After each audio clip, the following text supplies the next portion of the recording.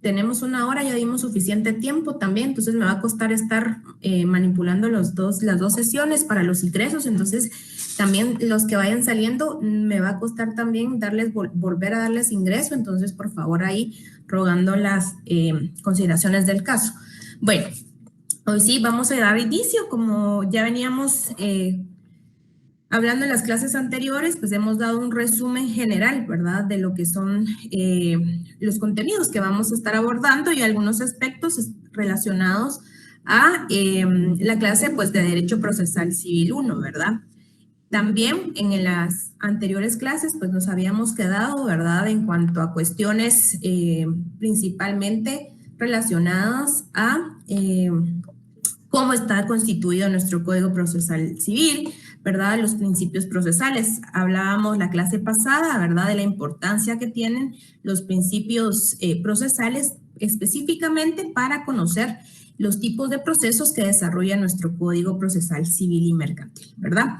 Hablamos un poquito, ¿verdad?, recapitulando sobre el tema de la jurisdicción, ¿verdad?, la competencia, y también hablábamos un poco sobre la teoría del proceso, específicamente sobre el proceso judicial en general, ¿verdad?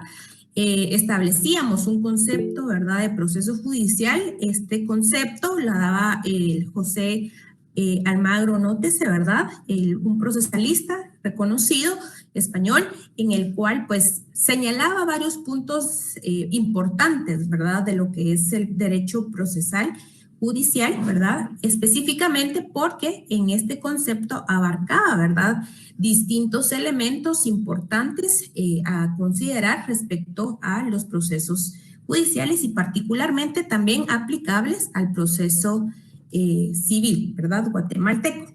En esa ocasión, pues también hacíamos mención de aspectos relacionados sobre la clasificación de procesos, ¿verdad?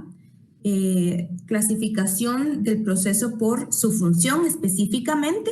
Si se recordarán, mencionábamos que existía, ¿verdad?, dentro de la doctrina, ¿verdad?, una clasificación de los procesos civiles y particularmente me enfocaba en esa oportunidad, ¿verdad?, en los procesos, en la clasificación de los procesos por su función. Hablábamos desde el aspecto teórico, ¿verdad?, que para algunos teóricos se puede considerar, ¿verdad?, los procesos cautelares como procesos desde la doctrina. Sin embargo, ¿verdad?, hacíamos la explicación que desde nuestro derecho procesal civil, ¿verdad?, como vemos, los procesos cautelares no se abordan per se como un proceso, ¿verdad?, como proceso, sino más bien están estipulados, digamos, en las consideraciones generales a todos los procesos, ¿verdad? Y estos procesos, pues, no va a ser objeto a profundidad de estudio en esta materia porque pues ya ha sido abordado, ¿verdad?, en el curso anterior. Hablábamos sobre los procesos de conocimiento, ¿verdad?, otra de las clasificaciones de los procesos por su función, y establecíamos, ¿verdad?, que los procesos de conocimiento van a ser aquellos que declaran el derecho controvertido, reconocen derechos e intereses legítimos, ¿verdad?, y que constituyen una verdadera actividad jurisdiccional. Esto, digamos, puede considerarse de alguna manera los procesos tipo, ¿verdad? Los procesos tipos de algunos procesos que vamos a ir conociendo y que también tienen otra clasificación. Y también hablábamos sobre la clasificación de los procesos de ejecución. En general, ¿verdad?, estos eran 3 de los puntos que mencionábamos en la última clase. Y sin embargo, también yo les hacía, ¿verdad?, en la última clase un último esquema que ustedes les decía que esto era muy importante, que tuvieran presente este esquema, porque justamente este esquema va a ser el que vamos a estar desarrollando, ¿verdad?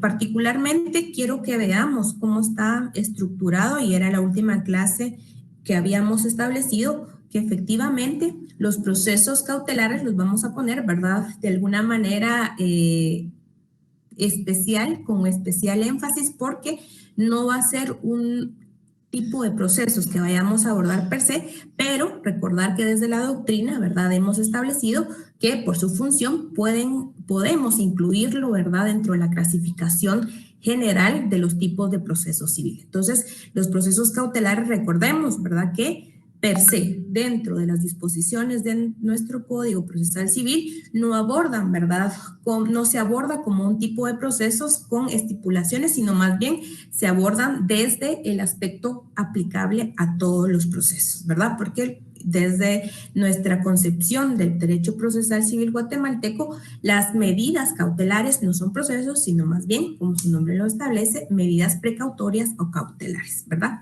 Seguidamente tenemos este apartado, ¿verdad?, de procesos de conocimiento, que vamos a tener dos subdivisiones en el tipo de procesos de conocimiento. Primero, en los procesos de conocimiento, los tipos, ya sabemos que hay tres, ¿verdad?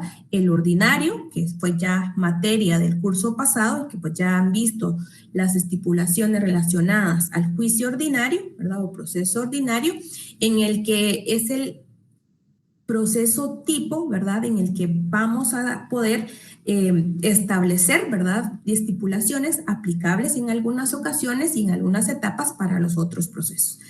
También dentro de los procesos de conocimiento tenemos el proceso oral, ¿verdad?, o juicio oral, y el proceso sumario o juicio sumario, que sí vamos a abordar, ¿verdad?, dentro del presente curso. Estas consideraciones las vamos a tener desarrolladas dentro del libro 2 del Código Procesal Civil y Mercantil. Y por su finalidad, ¿verdad?, también vamos a tener que existe los procesos de conocimiento van a poder ser constitutivos de derecho, declarativos de derecho o de condena, ¿verdad?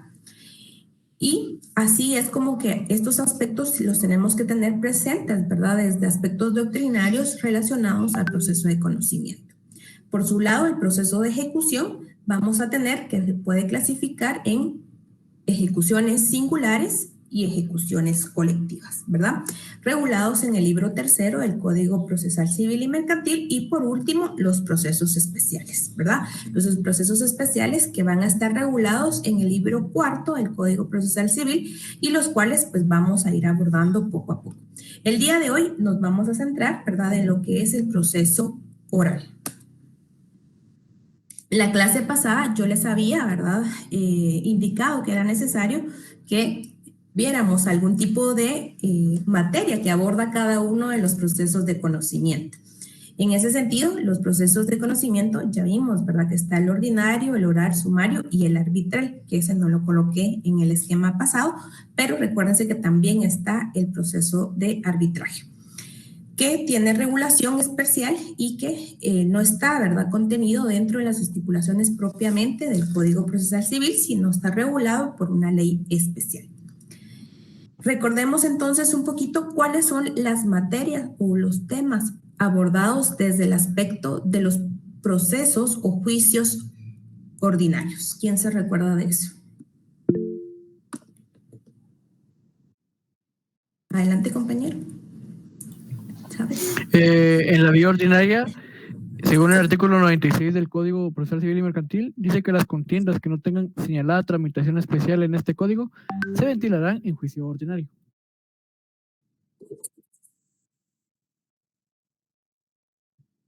Muy bien. Así es, ¿verdad? Todas las estipulaciones que no tienen, ¿verdad?, específicamente una vía establecido por ley, vamos a conocerlas dentro del procedimiento ordinario, que fue justamente el procedimiento que ustedes ya conocen y pues se desarrolló en el curso pasado. Ahora, bien, en cuanto al procedimiento o proceso oral, ¿cuáles son los puntos que desarrolla nuestro Código Procesal Civil y Mercantil que deben conocerse por esta vía de procedimiento? Vamos a ver. Son específicamente 7, ¿verdad?, que están regulados en el artículo 199 y quisiéramos que empezáramos, ¿verdad?, abordando cada uno de estos. Primero, alguien que le dé lectura, ¿verdad?, al artículo 199. Vamos a ver, primero voy a tomar aquí del grupo 2 que está acá conectado, por favor. Alguien que me diga y le dé lectura al artículo 199. A ver, Mónica. Sí, licenciada, disculpe que voy manejando. Bueno, le encargo, Mónica, ¿verdad? Porque estamos en horario de clases. Bueno, a ver, Eduardo Escobar, dele lectura al artículo 199. Mucho gusto, licenciada. El artículo 199 en materia del juicio oral se tramitarán en juicio oral. Número 1, los asuntos de menor cuantía. Número 2, los asuntos de ínfima cuantía. Número 3, los asuntos relativos a la obligación de prestar alimentos. Número 4, la rendición de cuentas por parte de todas las personas a quienes les impone esta obligación, la ley o el contrato. Número 5, la división de la cosa común y las diferencias que surgieren ante los copropietarios en relación a la misma. Número 6, la declaratoria de jactancia. Y número 7, los asuntos que por disposición de la ley o por convenio de las partes deban seguirse por esta vía. Gracias, Eduardo. Acá, primero, ¿verdad? Entrando a la materia sobre la competencia o la vía del juicio oral, es importante recordar, ¿verdad? Ahora sí, por qué estábamos hablando de los principios. Y yo quisiera que alguien me señalara en este proceso, o juicio oral, qué principios vemos consagrados específicamente que regulan este tipo de procesos. Son 3 y que vimos también en la clase pasada y abordamos bastante a profundidad. A ver, ¿qué tipo de principios, verdad, rigen per se el juicio oral o el procedimiento oral? A ver, compañeros.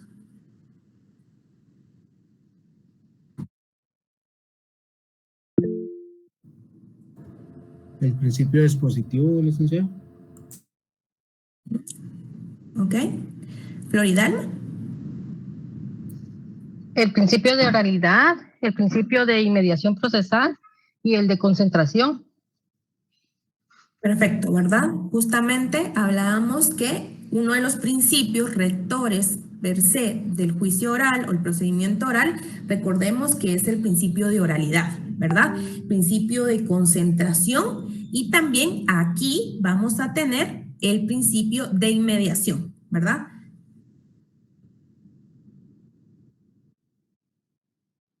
Bueno, entonces hacemos la anotación ahí recordando que acá vamos a tener per se estos principios. Principio de oralidad, de concentración y de inmediación, ¿verdad?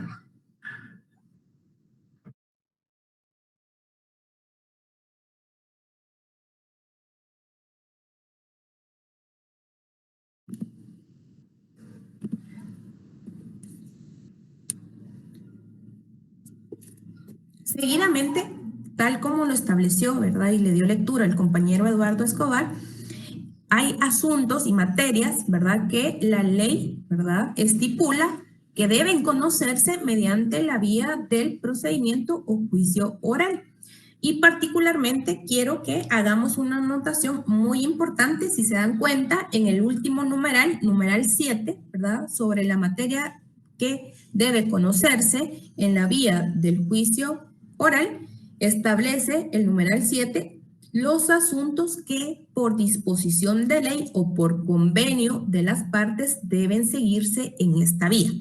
A ver, alguien que me indique qué procedimientos, ¿verdad? O qué disposición o asuntos establece alguna ley o el propio Código Civil que deben ventilarse en la vía del proceso o juicio oral y que no están, ¿verdad? Per se en esta lista que nos enumera el artículo 199. A ver, Jafet. Lo que viene siendo los procedimientos de familia, licenciada, que sería la ley de tribunales de familia en su artículo 8, que nos especifica que es en vía oral que se tramita todo lo relacionado a familia. Ajá, entonces acá vamos a colocar esto, ¿verdad? Los asuntos relacionados a temas de familia. Ahorita les doy el número de acuerdo.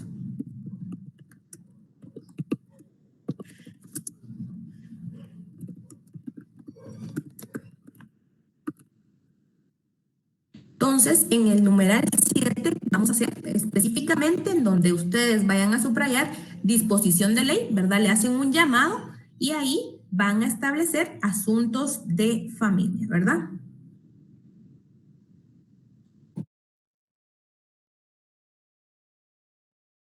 Específicamente Acuerdo 52-2023, ¿verdad? Acuerdo 52-2023 y 47-2022.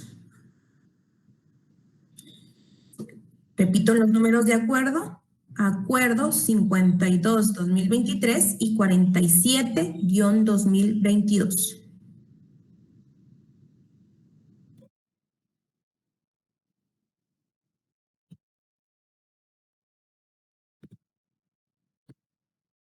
Bien, otro de los asuntos que podemos conocer por disposición de la ley, hacemos la anotación ahí, va a ser todos esos asuntos relacionados al derecho a derechos de autor, ¿verdad? Derechos de autor.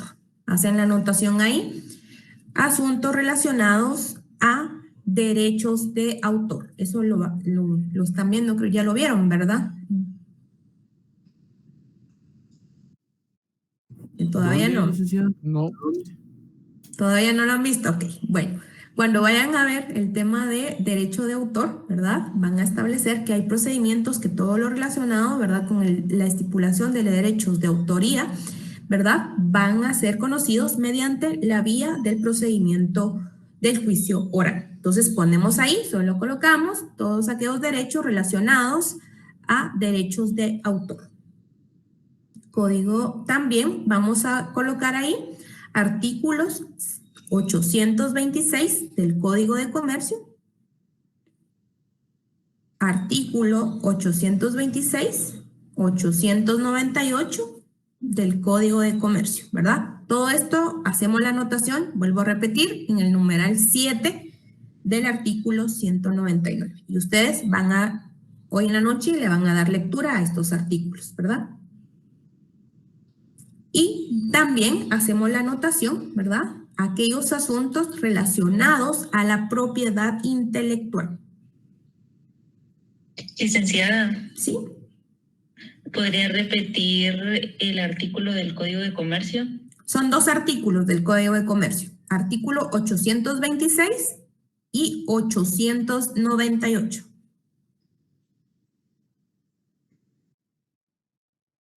¿Sí? Y de la Ley de Propiedad Intelectual, artículo 198.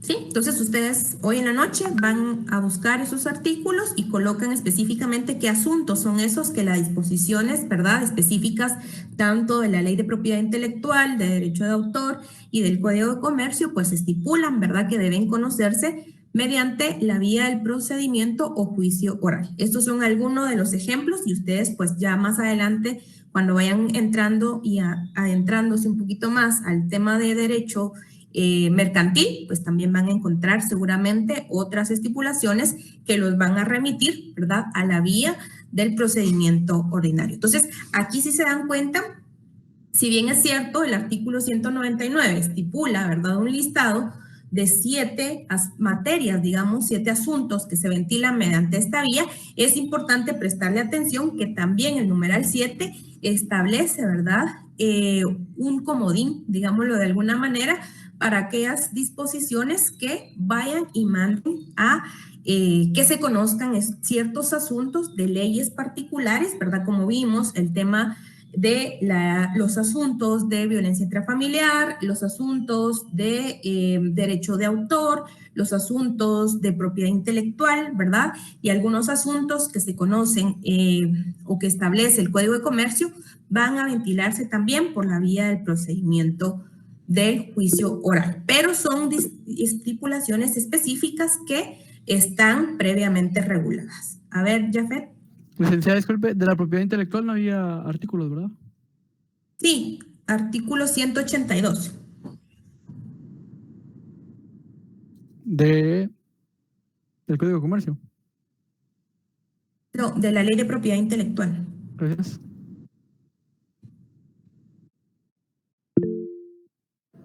Disculpe, licenciada, solo para confirmar, es que había dicho inicialmente 198 de la ley. Vuelvo a repetir, ¿verdad?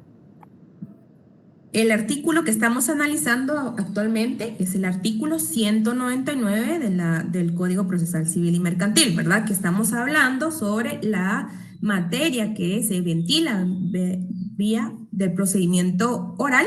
Y aquí, ¿verdad? Estamos analizando particularmente el numeral 7, ¿sí? En el numeral 7, si se dan cuenta, nos establece dos supuestos. Aquellos asuntos que por disposición de la ley, ¿verdad?, deban seguirse por esta vía. Entonces, si nos damos cuenta en el numeral 7, donde dice disposición de la ley, por disposición de la ley, yo les estoy dando, ¿verdad?, que algunos ejemplos de algunas disposiciones que por ley deban conocerse mediante el procedimiento del juicio oral. Y estábamos estableciendo primero que hay aspectos relacionados, tal como lo mencionaba el compañero Yafet, ¿verdad?, relacionados al tema de violencia intrafamiliar. Les di los acuerdos, ¿verdad? El acuerdo 52-2023 y el acuerdo 47-2022. Esa fue la primera anotación, ¿verdad?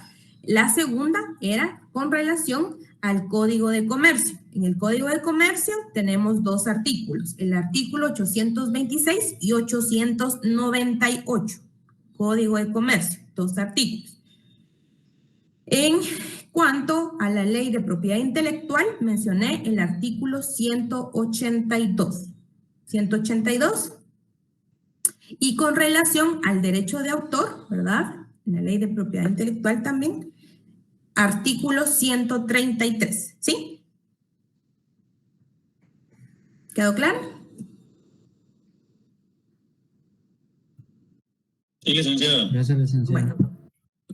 Bueno, entonces, si se dan cuenta, ¿verdad?, lo que importa acá es que específicamente ante la pregunta de qué materia, qué competencia tiene, qué asuntos se ventilan mediante el juicio oral, ¿verdad?, vamos a establecer que son los numerados en el artículo 199, haciendo la salvedad, ¿verdad?, que también existen disposiciones específicas de otras leyes que van, ¿verdad?, a remitir que se conozcan ciertos asuntos mediante esta vía del procedimiento de juicio oral. Entonces, siempre tener presente eso. Y por último, también el otro supuesto que establece el artículo 199 en el numeral 7 es aquellos que por acuerdo o convenio de las partes se estipule que deban someterse o quieran, ¿verdad?, por el principio de la voluntad de las partes, ahí ponemos principio de la voluntad de las partes, ¿verdad?, que requieran someter algún asunto, ¿verdad?, bajo también el principio de oralidad, celeridad e inmediación a la vía del proceso o juicio oral. Entonces, acá en numeral 7, por eso les decía, ¿verdad?, nos da dos supuestos que tenemos que analizar y que tener bien presente siempre, ¿verdad?, que para la vía o instar la vía del proceso oral también puede ser bajo las estipulaciones de otras disposiciones o bien bajo el principio de convenio entre las partes, ¿verdad? A ver, Ninete, sí. Gracias, licenciada. Solo tenía una consulta. En estos principios, en el artículo 199, también se puede aplicar el principio de adquisición procesal, el principio constitucionalista y el principio dispositivo.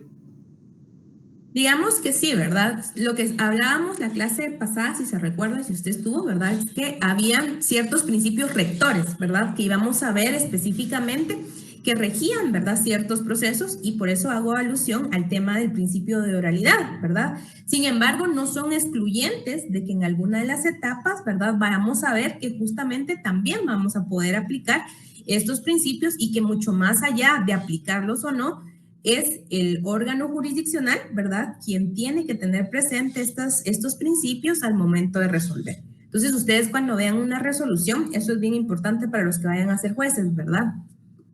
Los que vayan a hacer una resolución, la fundamentación o la debida fundamentación de toda actuación, resolución, ¿verdad?, debe ser motivada no solo por estipulaciones legales, sino también por los principios procesales y principios rectores y constitucionales ante todo, ¿verdad? Entonces, por eso ahí es donde aplicamos este tema de los principios y por eso recalco mucho, digamos, ciertos principios que van a ser rectores específicamente para procesos o para etapas, ¿verdad? Como lo vamos a ver más adelante.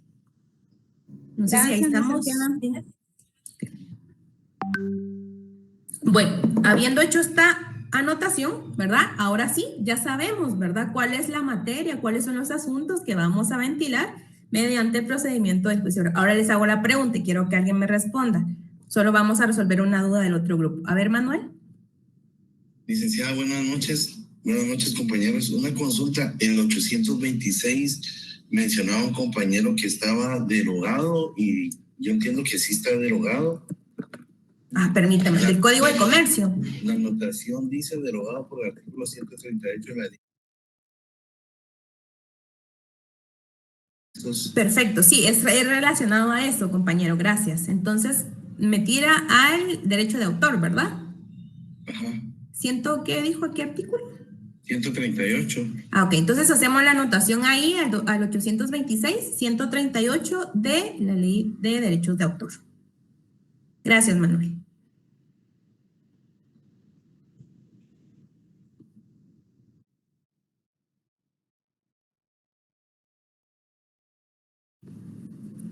Bueno, como les digo, su tarea va a ser que vayan a leer esos artículos, ¿verdad? Y que establezcan qué materia o qué asuntos específicamente en estas leyes son los que se conocen mediante proceso de juicio oral, ¿sí?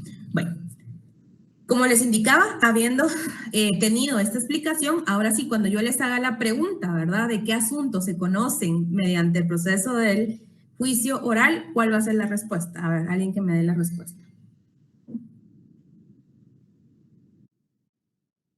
A ver, compañeros. ¿Me repite la pregunta?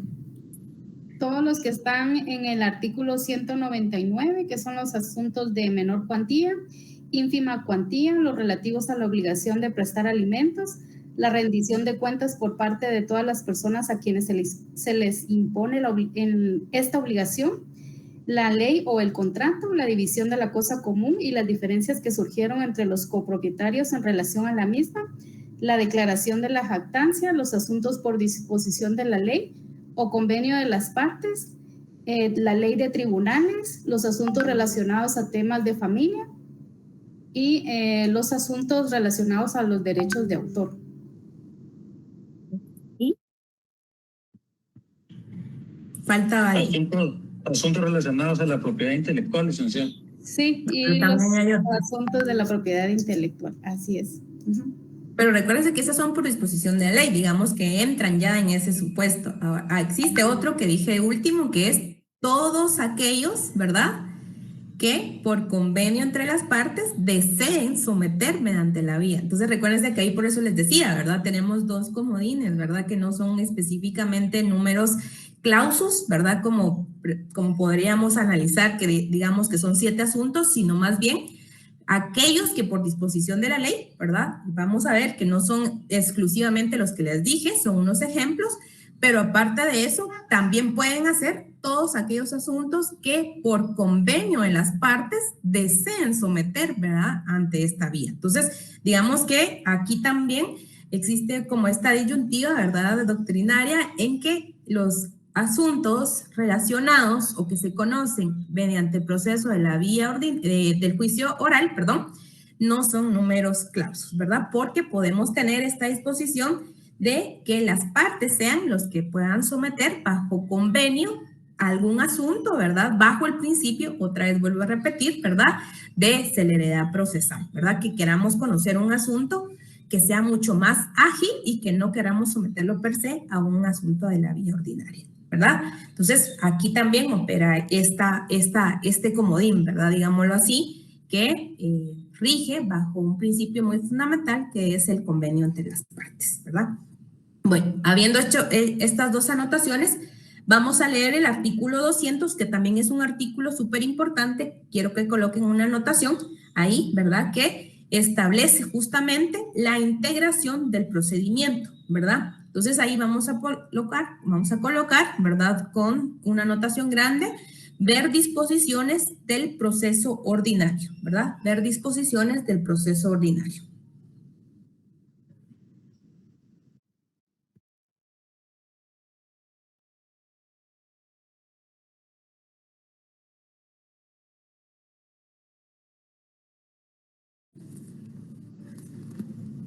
Lo vamos a colocar en el artículo 200, ¿verdad? Que es súper importante.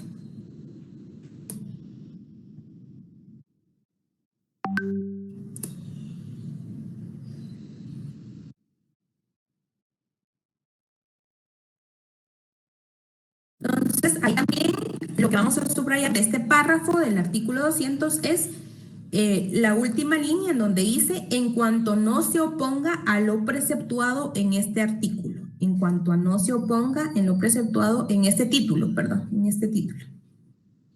Ya van a ver por qué. Entonces, vamos a subrayar eso que establece todo aquello, ¿verdad?, que va a aplicarse, excepto lo que no se oponga, ¿verdad?, o a lo preceptuado en ese título. Ahora sí, a partir del artículo 201, vamos a empezar a ver que ya vamos a desarrollar las etapas, ¿verdad?, del proceso o del juicio oral. Y les voy a hacer una... Nuevamente, vamos a compartir pantalla.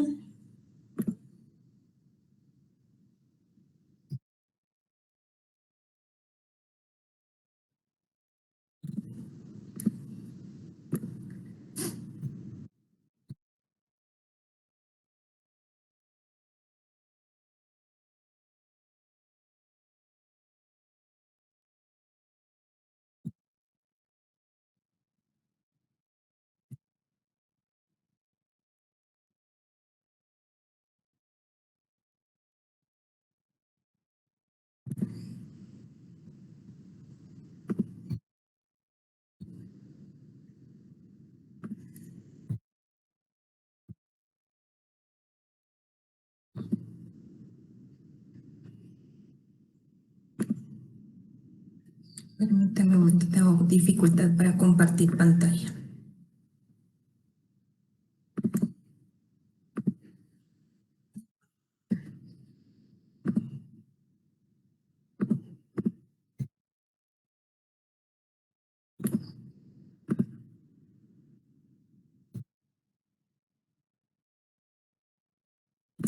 Compañeros, se les pasa asistencia mediante un link, ¿oyeron? Ahorita estaba viendo ahí que...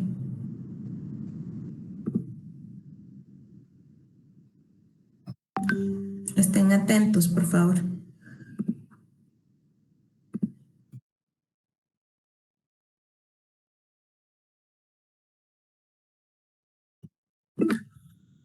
Bueno. No puedo proyectar, tengo dificultad para proyectar, pero el esquema que les voy a presentar va a estar ya en la clase de Classroom. Yo creo que ya todos tienen acceso, ¿verdad? Ya todos tienen el código de Classroom para que se vayan conectando, porque el día de hoy voy a subir ya el primer documento donde pues están algunos de los esquemas y algunas anotaciones que hemos hecho, ¿ok? Entonces, vamos a ver que el proceso oral va a iniciar con la primera fase, ¿verdad?, que es la demanda y está en el artículo 201. Entonces, acá en la demanda es importante que veamos que a diferencia, ¿verdad?, de las disposiciones establecidas para el proceso ordinario, en el caso del juicio oral, ¿verdad?, existe una diferencia. ¿Cuál es la diferencia entre la demanda o el planteamiento de la demanda inicial del juicio oral y el juicio ordinario? Veamos, compañeros. ¿Alguien? A ver, Jafet. Que se puede hacer oral la demanda. Ajá. Aquí compañera Sandy creo que tenía la mano levantada. Sí, buenas noches, licenciada, que puede ser verbal y oral. Puede ser, lo puede levantar el secretario, puede también ser por escrita. Exacto, ¿verdad? Entonces puede ser verbal o presentada por escrita. Entonces acá en el artículo 201, ¿verdad?, vamos a subrayar: la demanda podrá presentarse, aquí súper importante, verbalmente, ¿verdad?, en cuyo caso el secretario levantará el acta respectiva. Podrá también presentarse por escrito, ¿verdad? Digamos que en el caso del juicio oral, la demanda inicial se puede presentar tanto verbalmente como por escrito. Si es por escrito, ¿verdad? Es necesario observar el artículo 106 y 107, ¿verdad? Del Código Procesal Civil y Mercantil, pero aquí recuérdense que además del artículo 106 y 107 que estipula el artículo 202, ¿verdad? Vamos a sumarle otros artículos. ¿Cuáles son esos artículos que le tenemos que sumar, compañeros, compañeras? El artículo 61, licenciada. Así es, Eduardo, ¿verdad? Entonces ahí, aparte, ¿verdad? En el caso de la demanda, si deseamos presentar la demanda en juicio oral por escrito, tenemos que observar el artículo 106, 107, pero además el artículo 61, 63 y 71 del Código Procesal Civil y Mercantil, ¿verdad? Materia ya abordada por ustedes en el curso pasado. Solo recordar ahí esas anotaciones que aparte de los artículos estipulados ahí, que son el artículo 106 y 107, también, ¿verdad? Más sumarle, ¿verdad? Artículos 61, 63 y 71. ¿Sí? ¿A qué se refieren estos artículos, compañeros?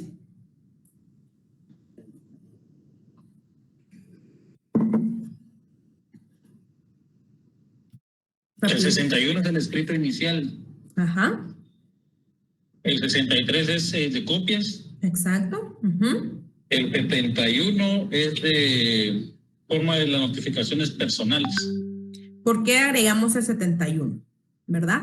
Porque en nuestro escrito inicial de la demanda, aun cuando sea oral, siempre debemos establecer y solicitar dentro de las peticiones, ¿verdad? Aun cuando deba ser de oficio, sin embargo, siempre debemos recordar que se debe notificar, ¿verdad? De forma personal al demandado. Entonces debemos señalar específicamente, ¿verdad? Los datos en donde podemos ubicar a la persona que estamos demandando, ¿verdad? Entonces es un requisito importante porque si la demanda inicial, esto ya lo vieron también, ¿verdad? En el curso pasado, tanto en el procedimiento ordinario como en todos los procedimientos de conocimiento, ustedes van a ver que la primera demanda debe notificarse de forma personal. Si no se hace de esta manera, puede ser objeto de nulidad, ¿verdad?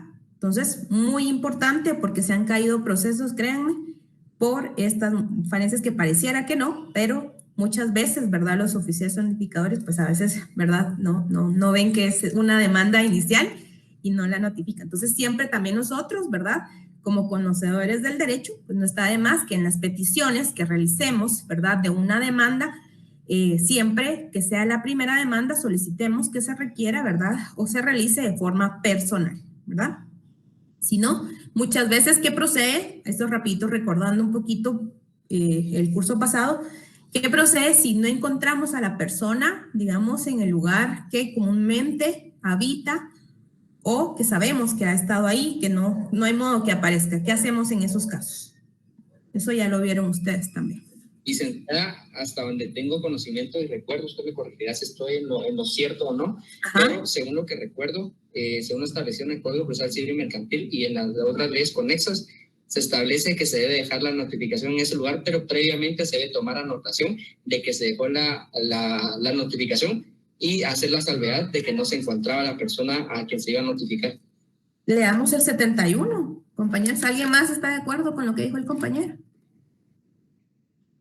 Se solicita que sea contestada en sentido negativo la demanda.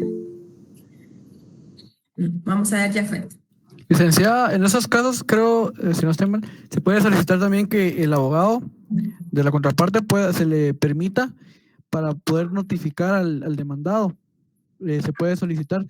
También tengo entendido que si se tiene, por ejemplo, conocimiento de propiedades o cuentas, se puede pedir que también embargos o que serían también, ahí se me fue cómo se llama esto, o secuestros de bienes, para que la persona ya interesada se presente al juzgado y poderla notificar. Uy, Jafet, usted de una vez quiere embargar a la persona, ni le ha notificado, ¿verdad? Que está siendo demandado. Bien, Jafet, ahora vamos a ver entonces ese punto. A ver, Pablo. Pues estaba leyendo, como usted dijo, el 71 y dice que 71, el 71, ahí está, ¿verdad? Sí, aquí está. Dice, 71, Pablo. si no lo hallare, hará notificación por medio de cédula que entregará a los familiares o domésticos o cualquier persona o cualquier otra persona que viva en la casa. Si se negaran a recibirla, el notificador lo fijará en la puerta de la casa y expresará al pie de la cédula la fecha y hora de la entrega y pondrá en el expediente razón de haber notificado en esa forma.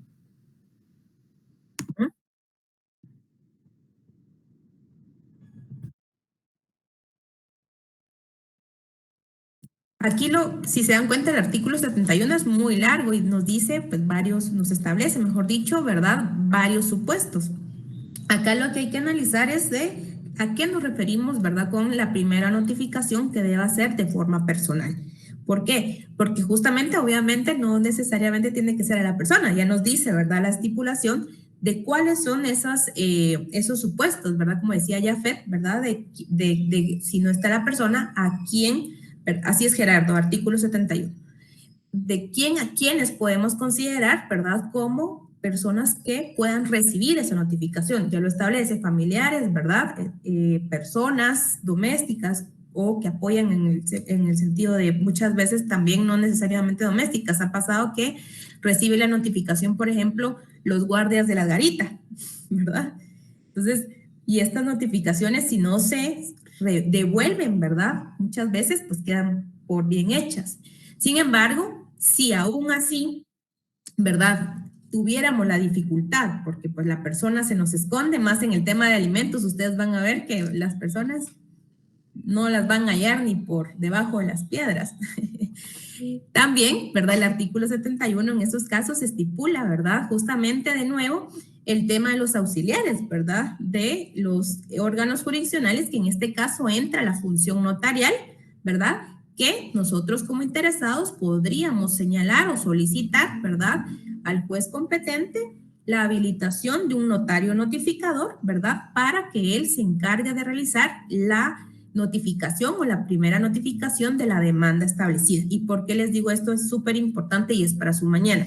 Porque cuando establecemos o solicitamos, ¿verdad?, que se nombre notario notificador dentro del proceso, aun cuando no se haya tenido, ¿verdad?, netamente el control, digamos, ya está el control jurisdiccional, ya está un órgano jurisdiccional, pero se da el caso que no se negare, ¿verdad?, o nos dicen, mire, la persona ya no vive aquí, ¿verdad?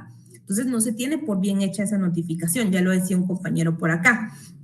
¿Qué pasa en esos casos? Necesitamos, ¿verdad?, establecer que efectivamente se le hizo de conocimiento la demanda para que opere, como decía Jafet, ¿verdad?, el tema de, no me acuerdo si era a nivel, el tema de la rebeldía, ¿verdad?, más en el caso, por ejemplo, de los efectos que tiene en el caso específico de alimentos, ya lo vamos a ver más adelante.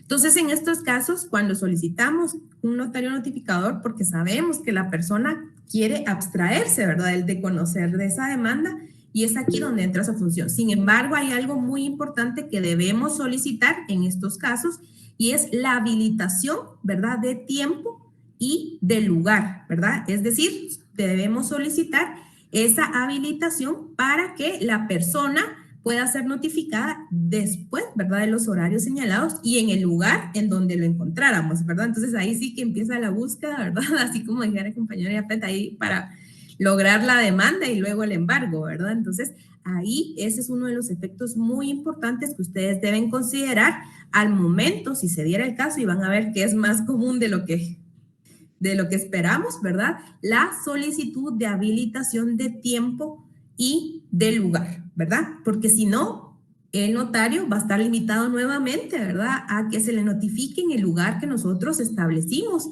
en la primera demanda, ¿verdad? Ahí, compañero Eduardo. Gracias, licenciada. Tengo una duda al respecto. ¿Cuál es el momento procesal oportuno para solicitar que se pueda constituir un notario notificador? Muy bien, Eduardo. Sí. Por eso le señalaba el artículo 71, ¿verdad? Ahorita por el tiempo, si se dan cuenta, es casi una media página lo que ocupa el artículo 71 en los supuestos, ¿verdad? Sin embargo, el momento procesal para el cual debemos hacer es cuando se haga la anotación por el notificador, ¿verdad? Y esto puede pasar tal vez no una vez, sino 2 veces, ¿verdad? Que regrese la cédula razonada porque primero quizás no encontró a nadie, ¿verdad? Segundo, tal vez le dijeron, mire, esta persona ya no vive aquí, ¿verdad?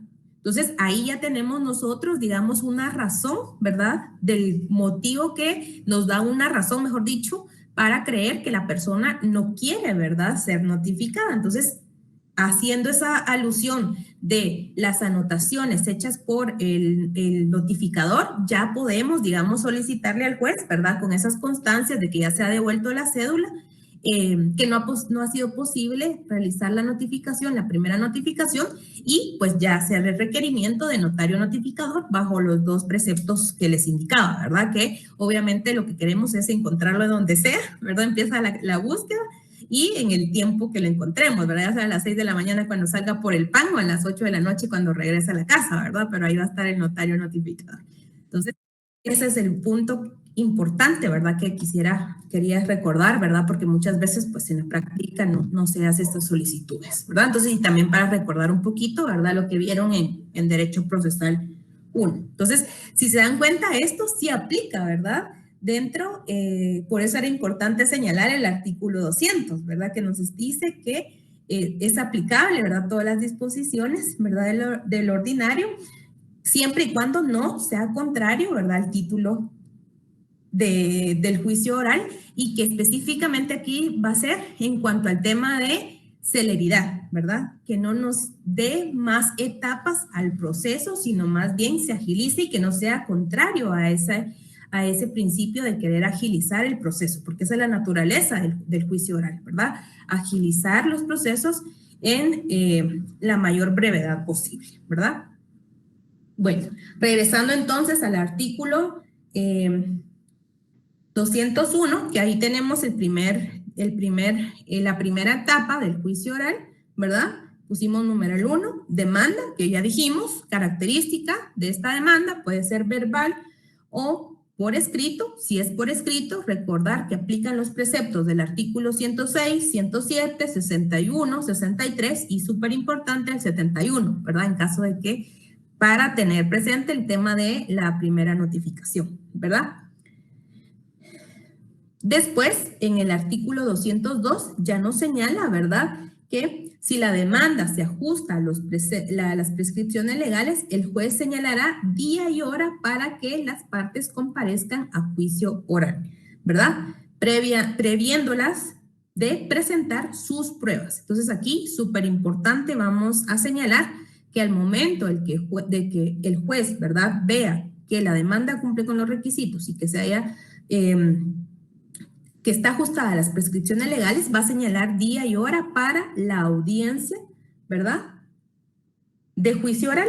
Y en esta necesariamente tenemos que tener presente que vamos a tener que presentar y llevar todos los medios de prueba, porque el objeto es que se diligencien en esa primera audiencia, ¿verdad? Entonces, del artículo 202 vamos a subrayar, ¿verdad? Juez señala día y hora para juicio oral, y también vamos a subrayar el tema de la necesidad de presentar medios de prueba, ¿verdad? Entonces ahí subrayamos estos dos puntos. Entonces, primero, juez señala día y hora para audiencia de juicio oral. 2, se previene a las partes de presentar sus medios de prueba. Y 3, ¿verdad?, se hace el apercibimiento de continuar el juicio en reverdía del que no compareciera. Este es también súper importante.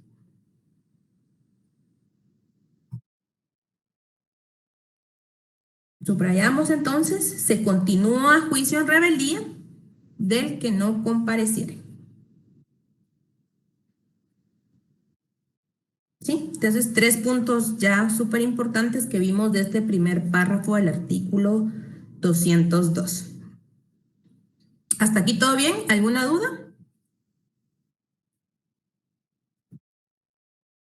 Bueno, seguimos entonces. En el segundo párrafo que viene, vamos a colocar en grande, ¿verdad?, emplazamiento.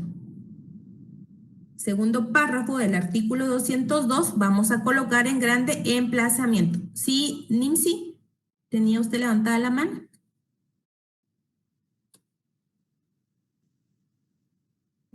Perdón, licenciada. Fue un error. Ah, bueno, pensé que tenía una duda. Sigamos entonces. Ahí colocamos emplazamiento. Entonces, solo vamos a subrayar que entre la demanda y la audiencia debe mediar por lo menos, aquí subrayamos súper importante, por lo menos, ¿verdad? No dice taxativamente que debe ser de 3 días, sino que digamos es un mínimo, por lo menos 3 días. Entonces vamos a subrayar con otro color, ¿verdad? Si tienen color para plazo, ¿verdad? Que entre la demanda y el emplazamiento deben mediar por lo menos 3 días. Término que podrá ser ampliado por razón de la distancia. Es decir, puede ser mayor de 3 días, ¿verdad?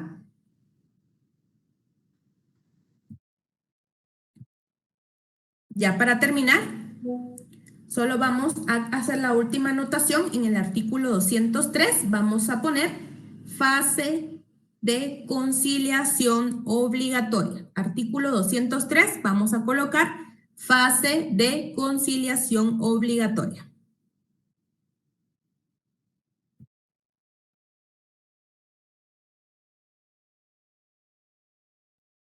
Y aquí es donde configuramos, ¿verdad? Y por eso insistía mucho con el principio de inmediación, ¿verdad? Porque el juez tiene que avenir a las partes a realizar, ¿verdad? Previo a iniciar el juicio per se, ¿verdad? A venir a las partes a un acuerdo, ¿verdad? Entonces, ahí vamos a dejar esta fase de conciliación. Entonces, la otra clase ya voy a tratar de que ya esté habilitado el espacio, ¿verdad? Para que todos estemos en una misma sala, ¿verdad? Y a poder proyectar los esquemas y ya con esto que vamos haciendo las anotaciones, vamos coincidiendo con el esquema, ¿verdad? Del proceso de juicio oral, ¿verdad? Entonces, hacer las recordaciones, lean estos artículos que les he estado dando, ¿verdad? Para recordar y refrescar un poquito algunos aspectos que son súper importantes. Si no hay dudas, Claudia. Sí, buenas noches, licenciada. Disculpe, estos artículos, el 201, 202 y el 203, forman parte del paso número 1, entonces, del trámite del juicio oral. Digamos que señalamos solo la demanda como número 1, Claudia. Entonces, la otra clase ya les voy a ir señalando con el esquema. Lo que pasa es que ahorita ustedes, como no están en la misma, me cuesta un poco proyectar los dos esquemas. Okay. Entonces ya en la otra clase ya le ponemos mejor numeritos, pero ahorita, digamos, ya tenemos estas anotaciones. Por eso les decía, recordarles dar lectura, ¿verdad? A estos artículos que vamos viendo ya con las anotaciones, ir haciendo la lectura conjunta, ¿verdad? Y ya para la otra clase seguimos avanzando. Si no hay más dudas, comentarios. Gracias por los recordatorios, licenciada. Bueno. Vamos a ver, la asistencia, recuérdense que pasaron el link, ¿verdad? Bueno. Sí, lo estuvieron pasando varias veces. Bueno, sí, se les hace el recordatorio, ¿verdad, compañeros? Y después de cierto tiempo, ustedes recuérdense que tenemos que estar aquí siempre puntual, ¿verdad? Es como una clase normal. Bueno, yo los dejo porque ya fue más, nos pasamos del tiempo. Bueno, feliz noche a todas y todos, descansen, nos vemos el miércoles. Feliz noche. Feliz noche, licenciada. Feliz noche, licenciada. Feliz noche.